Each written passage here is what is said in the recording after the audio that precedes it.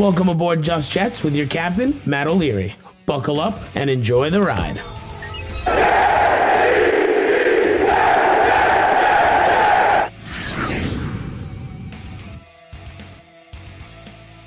Hey, what's going on? I'm Matt O'Leary back with episode 12 of Just Jets. What's going on? Hope you're having a good time. First, I wanted to come on and apologize for Saturday. So if you were looking for the stream for the Jets vs. Patriots rewatch party, God almighty, the internet's been a disaster. I don't know how it's been for you guys, but I can only speak for myself. And let me tell you, with everyone on the internet home in this quarantine, my internet has sucked. So I could not get the stream up and going. It's something that I'm going to look into doing again in the future. I'm sorry. I that was something that I really wanted to do.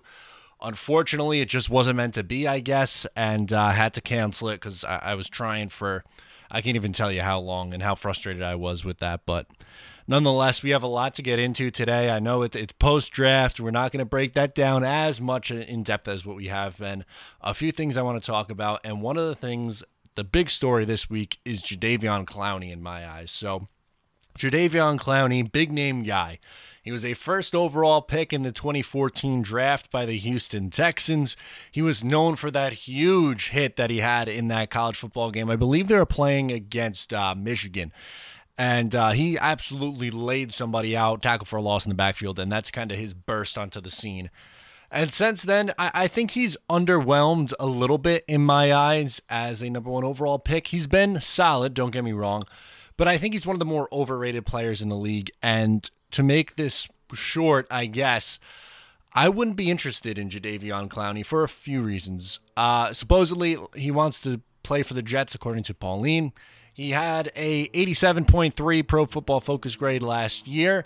He is solid against the run. Don't get me wrong. He is very, very good against the run. But he is not an elite pass rusher, which is the big thing the Jets are lacking. He had just 3 sacks last year. His career high in sacks is 9.5. He's only played a full season one time in his career. I'll pull up his numbers now and go over some of the stuff. But overall, I think Jadeveon Clowney is somebody who I think the Jets should probably look to avoid, even on a one-year deal, because I think he's not going to get the $20 million he's asking for. But even if it's, let's say, $16 million, I would so much rather just go for a Vinny Curry or Everson Griffin. I think you get him a lot cheaper, and they come with a little bit less of the drama, I guess we could say. So in his rookie year in 2014, he played just 4 games, 0 sacks. In 2015, up to 13 games, 4.5 sacks. In 16, he played 14 games, had 6 sacks, 52 tackles combined. 17, 9.5 sacks, 59 tackles, arguably his best year, the only year in which he played a full 16-game season. In 2018 with the Texans, he played in 15 games, started 14 of them, and he had 9 sacks, 47 tackles. And last year in 13 games, 11 starts, he had 3 sacks and 31 combined tackles. Now, those are pretty good numbers, but they aren't anything that jumps out to being a $15+ million a year player to me. I think that would be a poor allocation of resources. And something that you have to worry about with Jadeveon Clowney is he's a dirty player, man. He gets a ton of penalties and personal foul penalties. I mean, if you remember against the Eagles, he knocked Carson Wentz out of that game in the playoffs. He got fined last year for a hit on Baker Mayfield. He had the 8th most penalties in the NFL last year, and that's including offensive linemen. If you exclude offensive linemen from this list, he is number 1 in the league in penalties, and he started just 11 games. He missed 3 games, did not play at all in 3 games, and somehow still led the league in penalties. That's impressive. And I'm not here to say that he's a bad player. He's not.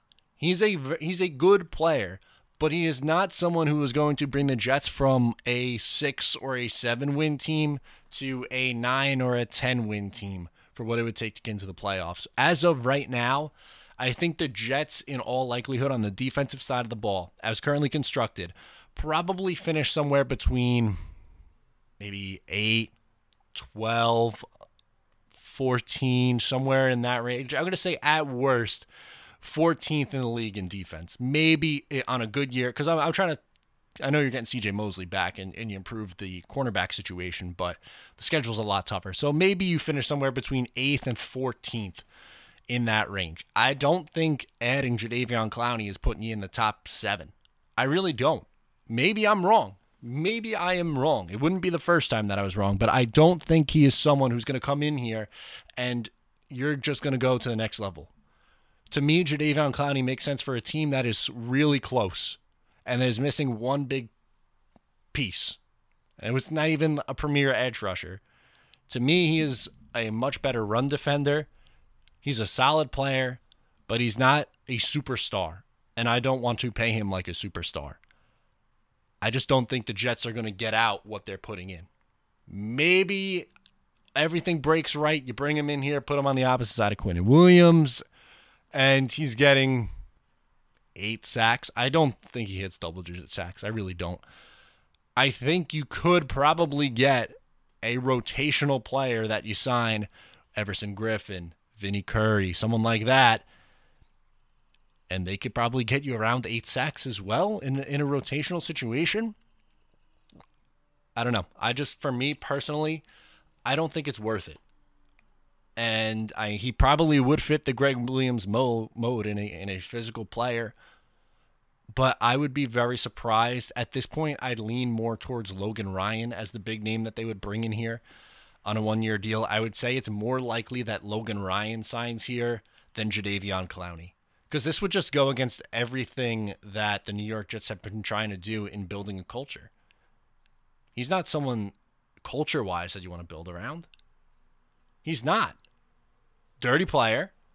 And there's been questions about how into this he really is. And he has talent. That's the thing, too. I just don't think he's reached the peak, and I'm not willing to bet on it. So I would rather go a different situation. Let me know what you think as well on this. Before we get into the voicemails for this week, what I wanted to do quickly is do a little over-under. So if you know me at all, you know that I like to gamble a little bit.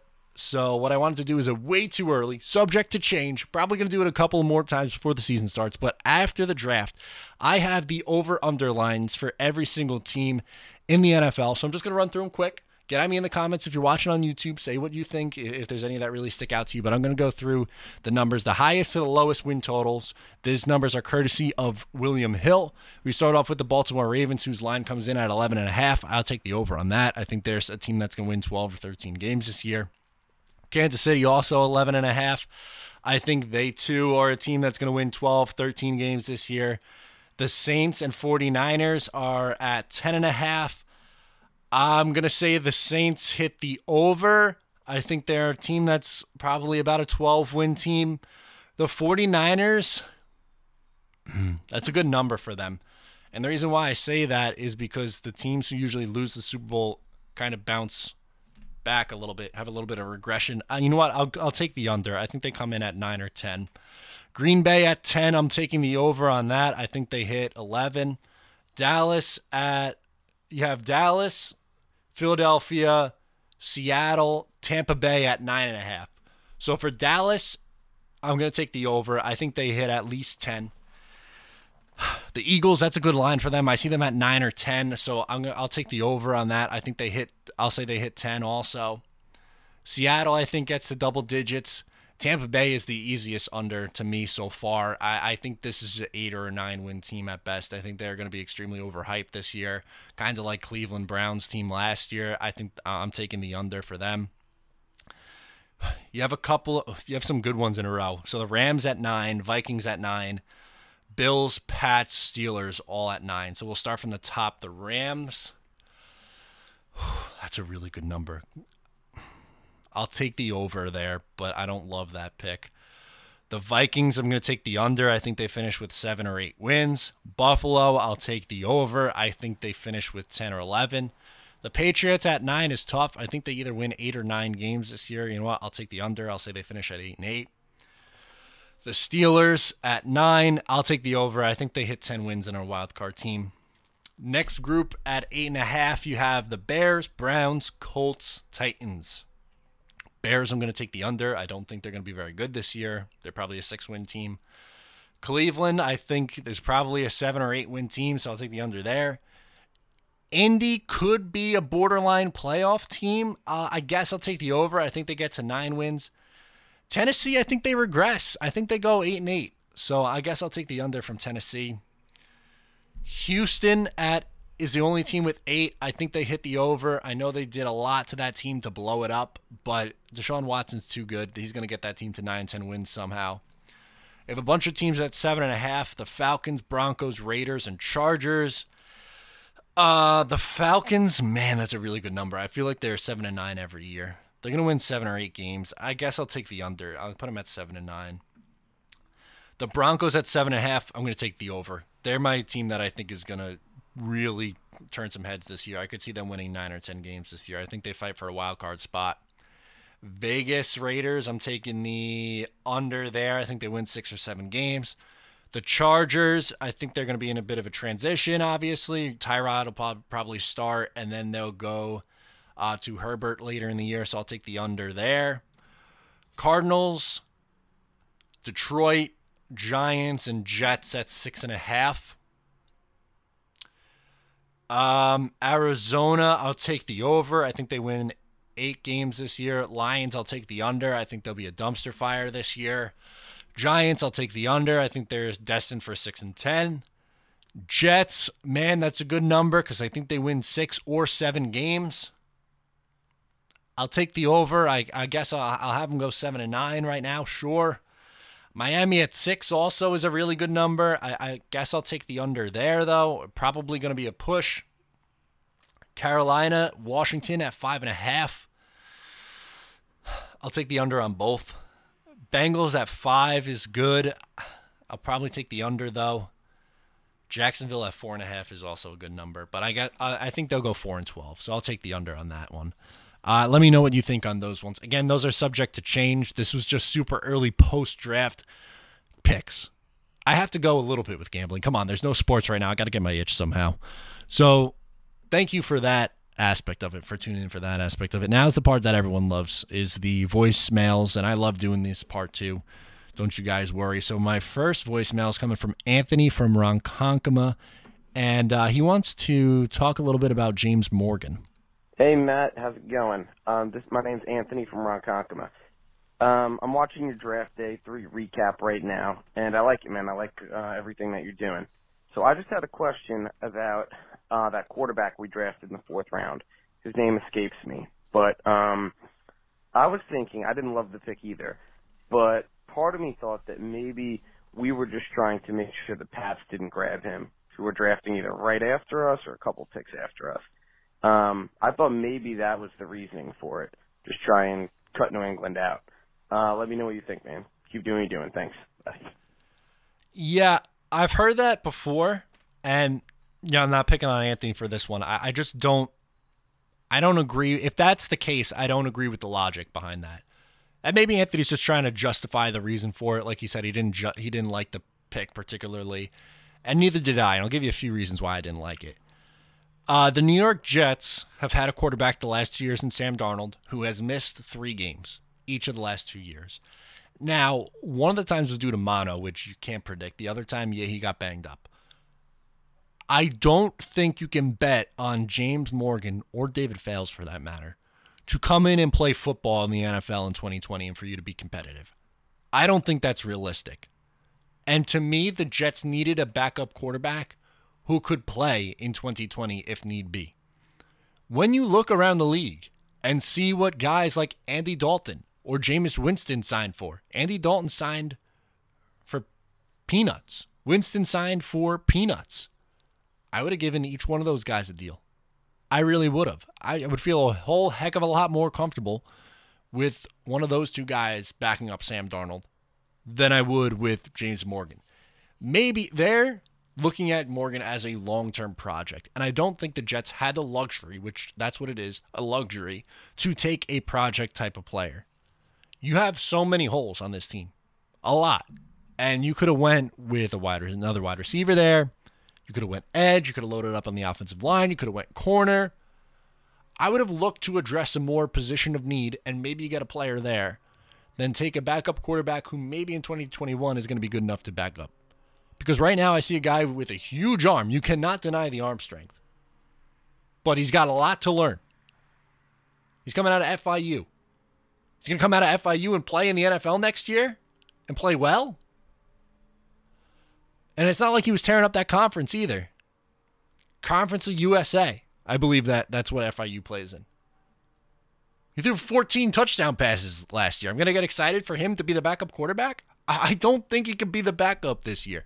If, God forbid, Sam Darnold has to miss 3 games again this year, you really expect Morgan to come in and play? I don't. I don't think he's going to be able to handle it. Especially with this schedule. God forbid. Fales can't play either. So I really think that was Joe Douglas's biggest mistake. Not getting a more proven backup in here. That's what one of the things this team is missing. And that was my biggest gripe with the pick. Because you could have signed a Jameis Winston or you could have signed an Andy Dalton. Yeah, he wasn't available at the time, but everyone knew he was going to be available eventually. You could have signed a Cam Newton. I think Cam wants to start, so maybe that's why he hasn't signed. But even Matt Moore, perfect example. What's Matt Moore going to make? $2 million? Tell me you wouldn't want to pay Matt Moore $2 million? He has shown that he could play in both Miami and Kansas City. He's even worked with Adam Gase. It makes too much sense. It makes too much sense. So thank you, Anthony, for the question. Next one is going to come from Nick. And he wants to talk about post-draft free agency. Let's hear from Nick. Hey, Matt. This is Nick from New York. First of all, I think you do a really good job with the Thank Jets. you. I just had a question. They had a pretty good draft, but who do you think they would? Who do you think they should get in free agency? Logan Ryan, a possibility. Maybe Jadeveon Clowney. Yeah. So let me know. Thank you so much. Yeah, those are 2 names we brought up earlier in the show. And for me, Jadeveon Clowney just doesn't seem like a fit on this team. I know he's technically an edge, and that's what the Jets need is a real edge, but he's more of a run stopper than anything.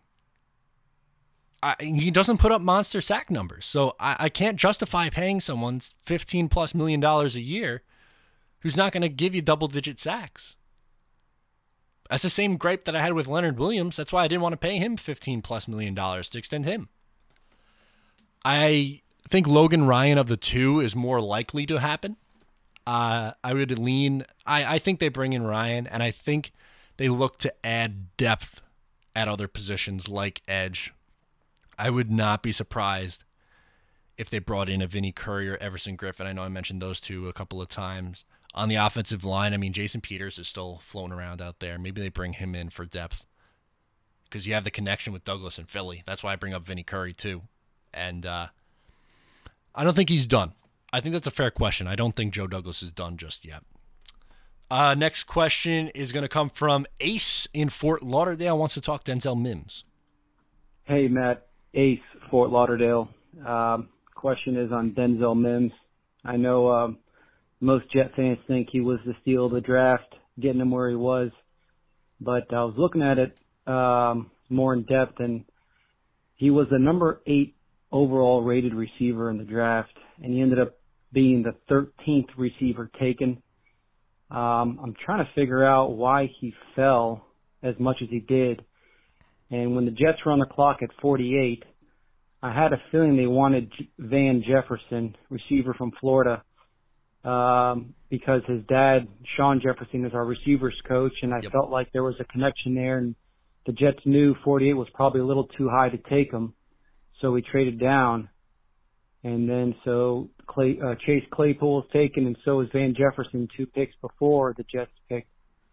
So I guess I'm wondering, why was Van Jefferson, Chase Claypool, KJ Hamler, Vicious Chenault, all these guys taken before Denzel Mims, if Denzel Mims was supposed to be the number 8 overall rated receiver? So I'm trying to figure out if there was something people saw, or I wanted to get your take on that. And go Jets. Thanks. Yeah, I think that's totally a fair question, and thank you so much for the call. I agree. So Van Jefferson, like you said, is the son of the Jets wide receiver coach. If he was there in the 3rd, I think the Jets pulled the trigger on it. The second was too early for him in my eyes. I looked at him as more of a third or fourth round option in the draft. But I don't know why Denzel Mims fall. That's my short answer, because I had him as my fifth rated wide receiver in this draft class. Brandon Ayuk, who went in the first round, I don't think is as good. I think you could put it to preference a little bit. I mean, this is a really deep wide receiver class. So when you talk specifically about Laviska Shenault is a similar kind of player, that one you could scratch your head at for sure. I have seen people like Laviska Shenault better than Mims. I like Shenault a lot. If he was there at 48, I would have pulled the trigger on that. Chase Claypool is big and physical, man. He could maybe be moved to tight end in the future too. He's that big. I would not have taken Chase Claypool ahead of Mims. Hamler is a speedy slot guy. So if they were looking for more speed in the slot, that could be it. The biggest critique that I've seen with Mims has been the drop issues. And what I think a lot of people don't realize is that Mims played with a broken hand in college. He's not a perfect prospect. He's not, but he's definitely a first-round talent. He's someone that I had going between somewhere. I had the Eagles taking a wide receiver, and they picked, 21 or 22, and I think I had Jefferson going there, and then the next wide receiver off the board, I could have had them going anywhere between in the mid-20s to the end of the first round, Denzel Mims. I would have taken him again over the two receivers that went at the top of the second round too. I would have taken him ahead of T. Higgins. I would have taken him again ahead of Michael Pittman. I don't know. That's just me. NFL GMs think differently. Everyone's going to have their own opinions and rank these guys differently. I think we should be really, really happy that Denzel Mims was there for the New York Jets for the taking in the second round at 59. I don't really have a good answer for you. I'm sorry, Ace. I don't really have a good answer for why Mims fell. To me, I guess my best guess would be personal preference in this wide receiver group, and the drops is maybe a red flag. That's it. But he's 6'3" and runs a 4.3 40. I don't know how you don't love the kid. Next is going to be Big Green, who wants to talk a little bit about Joe Douglas. Hey, Matt, Big Green here. I just wanted to get your thoughts on, do you think Joe Douglas's draft throughout day 3 to or day 2 and day 3, do you think how many impact starters would Joe Douglas have drafted? If so, who do you think will be those impact players, and why? All right, have a good one. Bye. Okay, so obviously we're assuming that the first pick is going to be an impact player, Mekhi Becton. Denzel Mims should be an impact player. I think he's at worst a wide receiver 2 in this league. He has the potential to be a wide receiver 1. Maybe in year 1 he starts out with, 500, 600 receiving yards, but by year 2 or 3, man, he's going to be someone pushing 900 plus receiving yards every year, I really think. In the third round, you have the safety. I think the plan with him, he's not going to start this year.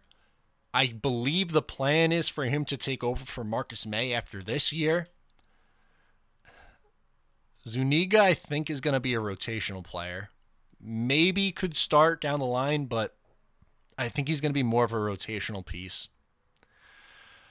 Pirine is going to be pretty much a Bilal Powell type, I think. Long-term RB2. The backup quarterback I don't think is going to be on the team after the new coaching staff comes in here. I'm going to assume that after this year there's going to be a new coaching staff. I don't think he makes it, past 2 or 3 years on this team at the absolute most.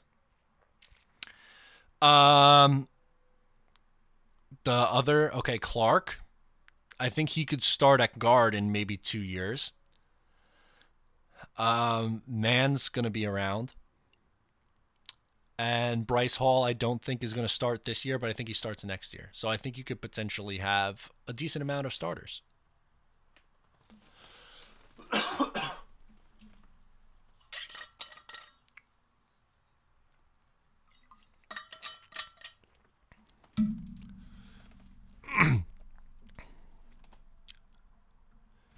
Next up is Logan from Connecticut. And Logan wants to talk a little bit about some low moments in Jets history. Let's hear from Logan. Hey, Matt. This is Logan from Connecticut. And I was just wondering what you would say your top 3 lowest moments as a Jets fan are. Thanks. Great question. There's a bunch that come to mind. So one of the big ones, or the earliest one, I guess, that I remember. So I really got into football in 2003 was when I really, really started following. I was 8 in 2003. So 2004, Doug Bryan, the field goal off the post twice in Heinz Field. That's up there. That's got to be in the top 3. Buffalo Week 17 is in the top 3. And do I want to go back to playoffs? I mean, like the Steelers' loss in the playoffs hurt the most, I think, because I really thought that team was going to win the Super Bowl, the 2010 team. I really did. I thought they had a great chance, especially after beating New England in the way that they did. That's probably the best team that I ever saw, the 2010 Jets team. So that season coming to an end, I think, hurt the most. Some honorable mentions. I mean, there's been some embarrassing moments, for sure. Some blowout moments. The butt fumble game is always brought up. The time they lost to Buffalo in Detroit was embarrassing. I mean, there's a ton of blowout games that you could think of, too. But I think of the big letdown playoff moments come to mind first. So I think those 3. Well, I mean, Week 17 wasn't technically the playoffs, but it was a win and in. So I think I might put that 1, Doug Bryan 2, AFC Championship game against Pittsburgh 3. I think that's my top 3. Let me know what you think, Logan, too, by the way. I'd like to hear and listener as well, let me know in the comments. Next up, we're going to go to Rob from Seattle. And Rob wants to talk a little bit about a 5-year plan. Hey, this is Rob from Seattle. Here's the question I've been pondering. What current players on the Jets will still be on the team in 5 years? Wanted to get your take on that. Have a good one. Bye-bye. Okay. This is a tougher question than I originally thought. So I did a little bit of research for this one. Spoiler alert, if you don't know, I usually listen to the questions first before coming on here. Darnold and Adams are the easy 2. Those are the gimmies. After that, I'm assuming most of this draft class. Mims, Pirine, Clark, Hall, Davis, Mann, the punter. The only ones who I think maybe aren't are going to be Zuniga and the quarterback, Morgan. I think they have the biggest chance of not being on the roster in 5 years. Outside of that, Herndon, probably I'm going to say Chris Herndon. Quinnen Williams, I'm going to say also Quinnen. And maybe if Bless Austin can stay healthy, Bless. Outside of that, there's not a ton of names that are going to be around long term. There's not. Joe Douglas has his work cut out for him, man. This is not a finished product. And the NFL changes over quickly. It does. So, McGovern, I don't expect to be here in 5 years. Fant, I don't think is going to be here in 5 years. Van Roten, I don't think is going to be here in 5 years. You look at the wide receiving group, Crowder's not going to be here in 5 years. Perryman probably isn't going to be here in 5 years. Desir, on the defensive side, Desir probably won't be here in 5 years. Poole probably won't be here in 5 years. May, I don't think is going to be here even next year.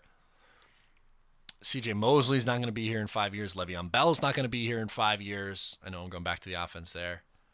Avery Williamson's not going to be here in 5 years. McClendon's going to be retired soon. Fatu Kasi or Nathan Shepard, maybe in 5 years. Henry Anderson's not going to be here in 5 years. A lot of this team is going to be gone.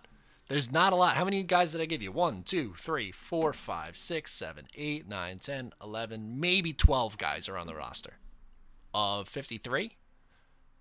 12. Yikes. Last one's going to come from Ian in New York City, and he wants to talk about Jamal Adams.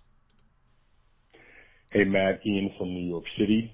Hypothetical question. Obviously, now the draft is over, and all the conversation about Jamal Adams being traded is behind us for now. I personally want to re-sign him, but knowing what we now know, if the Jets would have traded him to Dallas for the first pick at 17, plus maybe some other draft capital or a player, would you have done it knowing that you would have gotten Makai at 11 and CeeDee Lamb at 17? Let me know what you think. Yeah, if we're going to play this game that we know CeeDee Lamb was going to be there at 17, I think I'd do it. I really think I do. And I would still take Mims in the second round, by the way. That's franchise changing. That's what I mean. Like, I'm only trading Jamal Adams for a franchise changing move. Because then you're probably re-signing Marcus May, right? And then Ashton Davis could play on the other side. I'm probably doing it. I probably am. I mean, there's your number 1 and 2 receiver right there. That's huge. You're getting a top 4 tackle in the class, and you're getting a top 2 receiver in the class. That would have been huge. I would have did it. I don't know. What do you guys think? Let me know in the comments if you would have done it. I definitely would have done it, though. And I like Jamal Adams a lot. I do. Comes down to the positional value, man. And I want to make life as easy for Sam Darnold as possible. Did you know, I'm going to close out the show with this. I was looking on Twitter, and someone was talking about 1,000-yard receivers that the Jets have had since 2000. There's not a lot. I want to see if I can pull up the tweet. I'm going to see. Bear with me. I wasn't planning on doing this, but it kind of hit me with that question as I was going into my answer. So I'm going to pull up the tweet now. And bear with me. Sorry. I know this is bad podcasting. Okay. Every 1,000-yard receiving season since 2000. This is from Joe Caparosa. It was on one of the early episodes of Just Jets. Marshall in 2015, Decker in 2015, Kotry in 07, Coles in 06, Moss in 03, Coles in 02. That's 1, 2, 3, 4, 5, 6 times, and won in the last 12 years. Did you know that since the year 2000, the Jets have had just 6? So I just said 6 times. That's the lowest total in the NFL. 6 1,000-yard receivers. The Bears and Eagles are right there at 7. Ravens and Dolphins at 8. You have at the top the Broncos with 23, the Colts with 22, the Saints with 20. The average is about 15, somewhere in that range. Most of the league is at 10. The Jets, since the year 2000, in the last 20 seasons, have had 6 receivers, 2 of them in the same year, eclipse 1,000 yards. We got to make life easier for our quarterbacks, folks. We do. And the Jets are starting to do that, I believe, with Sam Darnold. Work is still to be had. It's not a perfect roster, but they improved the offensive line a bunch. They got Denzel Mims in here, who I think you should be excited about. Perryman's flashed. Crowder's good in the slot. Use Le'Veon Bell properly, please. And maybe they could have a productive offense. Maybe. That's my hope for 2020. Show me, if you want to prove me wrong, Adam Gase, this is what I'll say. Last thing. Promise. Last thing. Have a top 15 offense. If the Jets have a top 15 offense, I am taking back a lot of the things that I have said about Adam Gase. Prove me wrong. I really hope he does.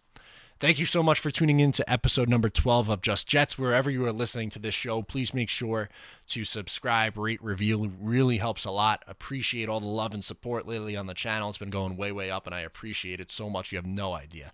Thank you so much. Once again, I am Matt O'Leary. This is Just Jets, and I'll talk to you next time.